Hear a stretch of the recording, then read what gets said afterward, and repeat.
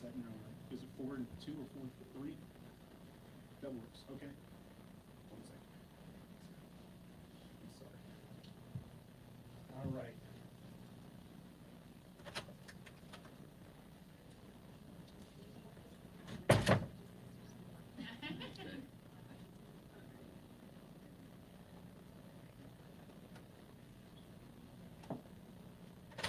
All set? Yeah.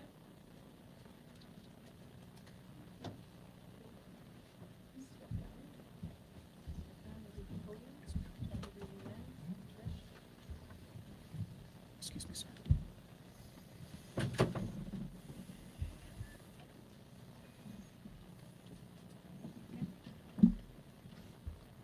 Good morning. Thank you, everybody, for coming. My name is James Covington. I am the Regional Communications Director for ICE Northeast. More importantly, today, I am the Communications Director for ICE Boston. Thank you for coming out to our press conference announcing the results of a recent enhanced immigration targeted operation. So without further ado, I'm going to turn it over to the Acting Director of ICE, Todd Lyons. Good afternoon, everyone. Before we begin, I just want to take a special thank you to thank our partners. Without partnership, this is really key to the success of the ICE mission and DHS as a whole. To U.S. Attorney Leah Foley, the Boston Field Office Director Patricia Hyde, Special Agent in Charge Michael Crow, Mike Manning, Customs and Protection, Boston, Scott Reed of the ATF, Matt O'Brien at Diplomatic Security Service, Stephen Bello, DEA, Brian Keyes, U.S. Marshals, and the men and women of the U.S. Border Patrol that are with us every day. These brave men and women have worked tirelessly to arrest approximately 1,500 criminal aliens and illegal aliens during Operation Patriot. In the beginning of May, ICE and its federal and state partners launched the whole of government effort to remove dangerous criminal aliens from all over the Commonwealth. I'll let our Boston Field Office Director give you the specific numbers of Operation Patriot, but what I can tell you is this: that hundreds of brave officers and agents risk their lives every day here in the Commonwealth to remove dangerous criminals from Boston, Worcester, Springfield, Lowell, Lawrence, Nantucket, Martha's Vineyard, and several other communities across the Commonwealth. Significant amount of the criminal aliens that were arrested by the teams were drug traffickers, sex offenders, murderers, and foreign fugitives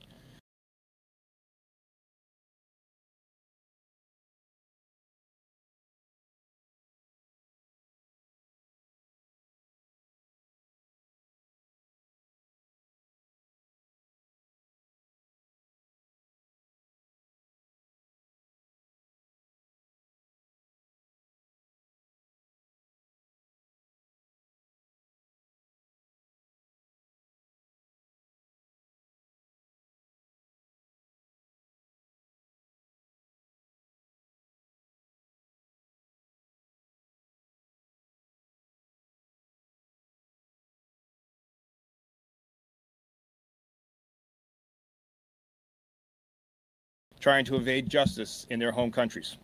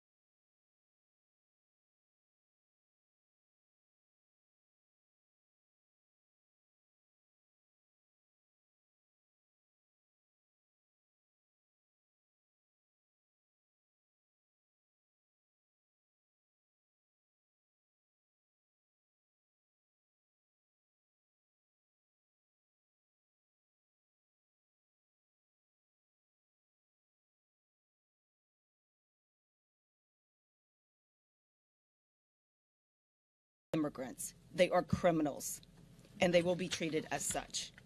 This is about public safety, plain and simple. Our job is to protect the public, to prevent harm, and to uphold the rule of law. My office will continue to prioritize the prosecution of individuals who are in this country unlawfully and those who pose a threat to our community. Just as I said when I first became U.S. Attorney, if you threaten the safety of our residents, we will find you. We will hold you accountable, and when appropriate, we will remove you from this country. This is the land of opportunity, not the land for opportunists. Enough is enough. When we will hold you accountable for when you commit crimes in this jurisdiction. My office will continue to support and work with ICE to bring charges against those who come here illegally and commit crimes. Equally as important, I also want to add that we will not tolerate anyone who impedes or obstructs ICE operations. What I have seen on the news and in social media is concerning, to say the least. Agents' safety is paramount, and it is a felony to threaten or assault a federal agent. I want to be clear about that. No one is above the law. This is non-negotiable. The law in this area is clear, and I will not sit idly by and watch federal agents being threatened. I also want to thank our partners at ICE and HSI, as well as our federal, state, and local law enforcement agency partners. They tirelessly work collaboratively to stand by each other and to make our community safer. Today, we are announcing real progress. However, we are not done. We are only getting started. And I would like to introduce Patricia Hyde. Good morning. Thank you, U.S. Attorney Foley. The Commonwealth of Massachusetts is a safer place today, thanks to the work and determination of the men and women of ICE and our federal law enforcement partners. Working together, we were able to arrest almost 1,500 illegal aliens throughout the Commonwealth during the month of May, most of whom have significant criminality in the United States or abroad. Throughout this enhanced immigration enforcement operation, ICE and our federal partners targeted the most dangerous alien offenders in some of the most crime-infested neighborhoods of Massachusetts. Our efforts resulted in the arrests of 1,461 criminal alien offenders. 277 of those offenders have been ordered removed from the United States by a Justice Department immigration judge. Make no mistake, every person we arrested was breaking our immigration laws. But most of these individuals, 790 to be exact, had significant criminality as well. That is 790 alien offenders who victimized innocent people, who traumatized entire communities. Represented in these numbers are murderers, rapists, drug traffickers, child sex predators, and members of violent transnational criminal gangs. We arrested criminal aliens who have been convicted of violent crimes in the United States, and some of who were wanted for criminality in their native countries. All made the mistake of attempting to subvert justice by hiding out in Massachusetts. I want to take this opportunity to say to our officers and law enforcement partners, thank you for your professionalism, tenacity, and dedication to duty. To the residents of our Massachusetts communities, today your streets are a little safer. To the victims of these alien offenders, know that today you will not be mistreated by your attackers. To any criminal alien offenders victimizing Massachusetts residents, ICE is not going away. We are coming for you. While removing these individuals is extremely gratifying, we still have a lot of work to do. While we covet a mutually beneficial cooperative relationship with our state and local partners, we will work around them when it becomes necessary to ensure the safety and security of Massachusetts. ICE and our federal law enforcement partners remain committed to protecting our communities and prioritizing the well-being of our public by locating, arresting, and removing criminal alien offenders and making our New England communities a safer place to live. Now, Special Agent in Charge, Homeland Security Investigations. Thank you. Good morning, I think it is. My sincere thanks to Director Lyons, U.S. Attorney Foley, and all of our partners with whom I stand shoulder to shoulder with every day to ensure the safety and security of our communities.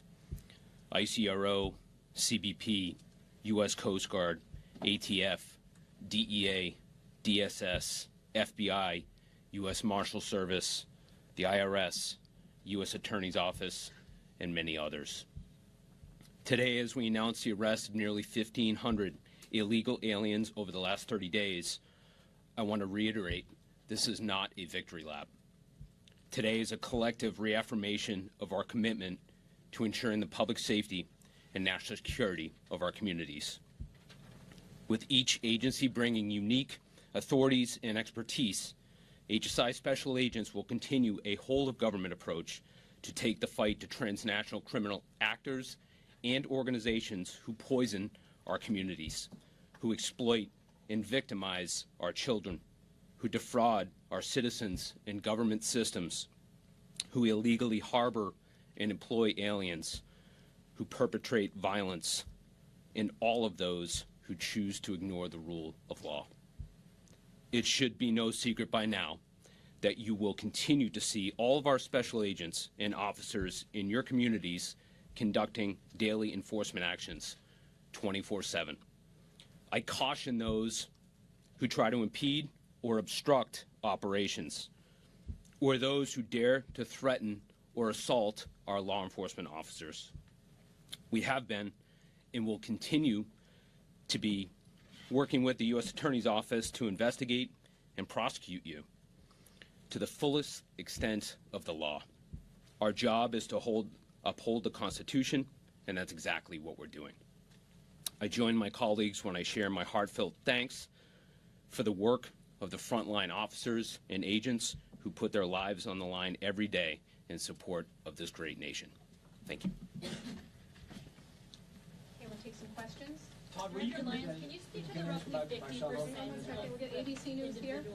Luke? Two questions. Number one, do you have any update on the Milford teenager that was detained by ICE over the weekend, and where is he? Do you have any status on where that person is, maybe for trip or out? And then the second question is, the attacker in Colorado overstayed his visa, and according to DHS, is in the U.S. illegally. Do you have any information on the suspect?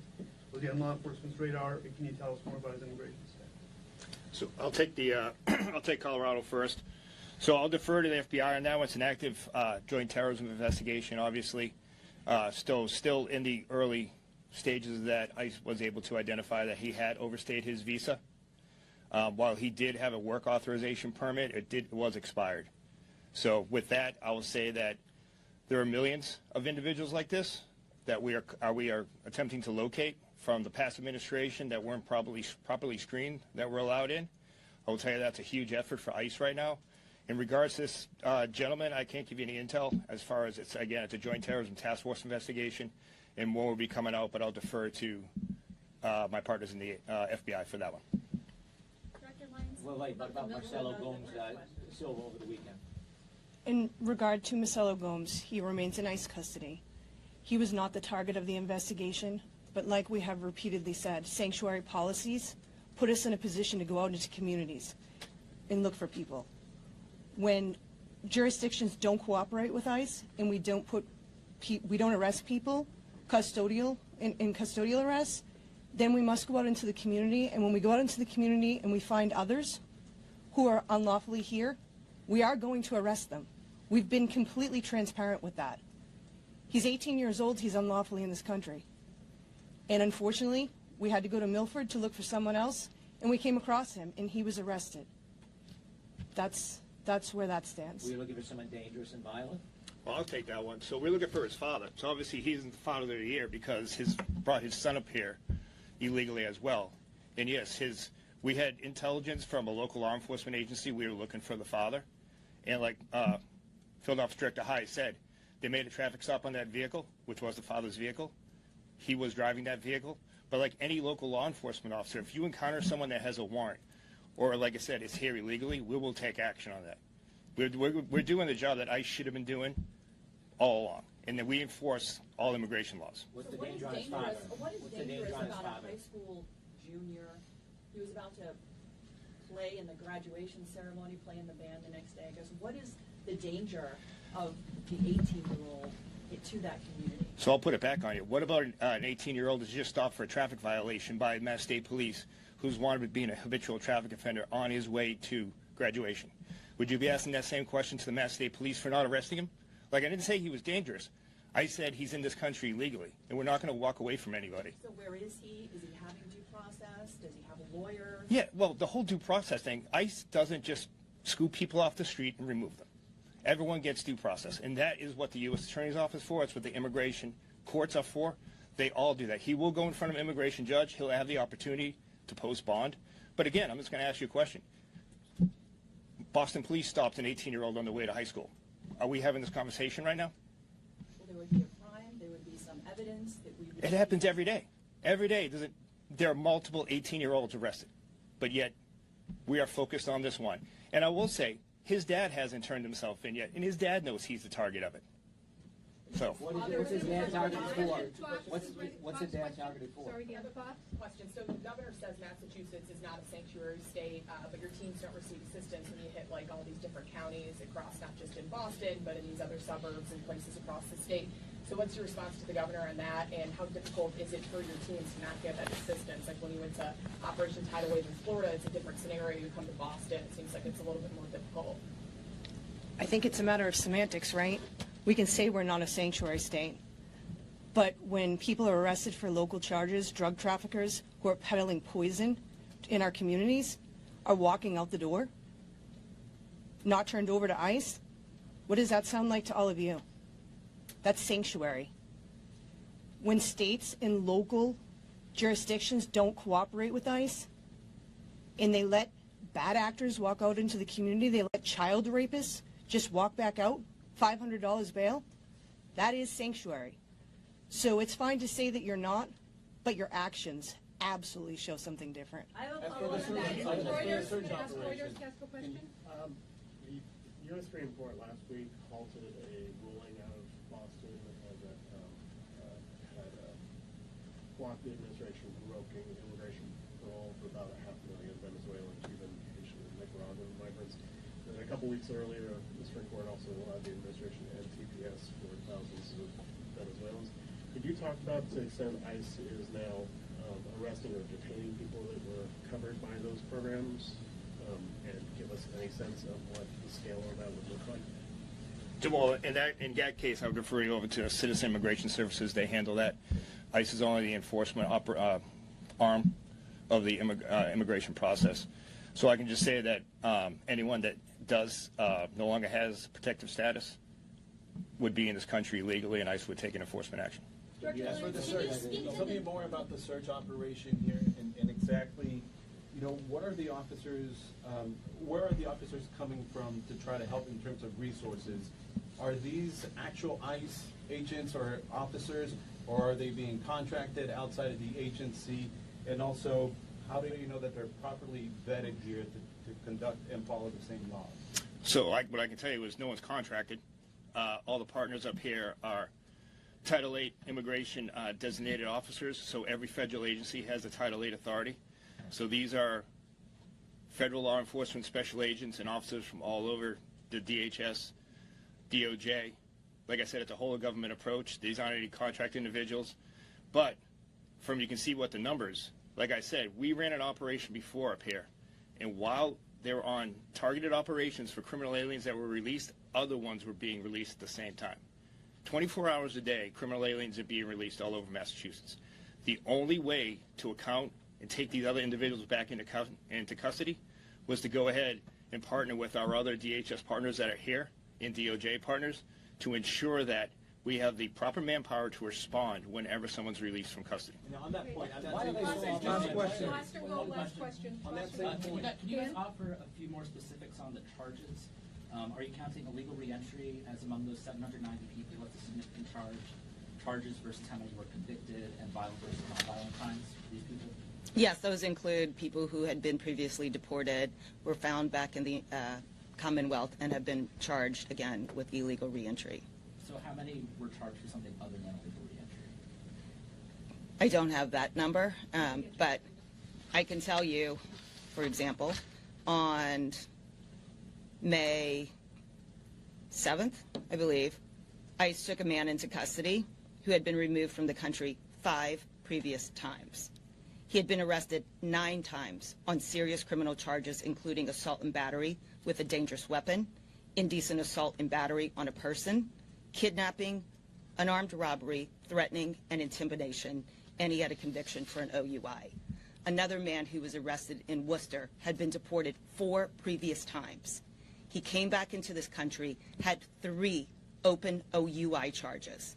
Each time he was arrested for OUI, he was released without notifying ICE so that they could go and pick him up safely and securely and put him back in deportation.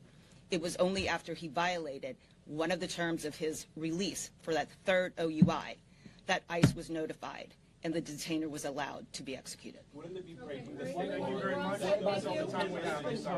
He was being charged, he was being held on violations of his release. Why do the agents wear masks? Why they wear masks?